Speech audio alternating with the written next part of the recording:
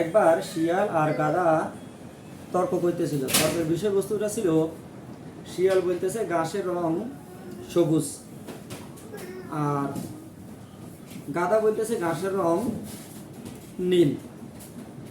এই তর্ক বিতর্কে এক পর্যায়ে ওরা সিদ্ধান্ত নিল যে এখন ঘাসের রং সবুজ না নীল এটার ফয়সালা দিবে বনের রাজা সিংহ।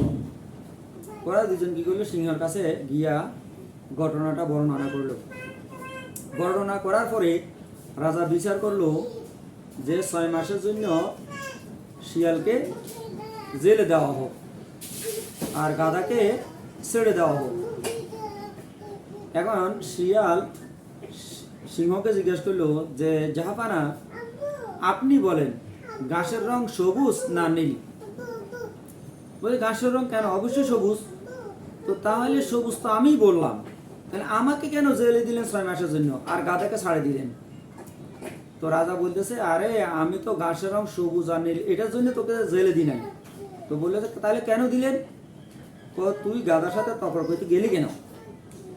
অর্থাৎ তুই গাধার সাথে তর্ক বিতর্ক করতে গেলি কেন, এই জন্য তোকে আমি শাস্তি স্বরূপ ওখানে দিলাম। তোর মতো বুদ্ধিমান লোক গাধার সাথে তো তর্ক করা মানায় না।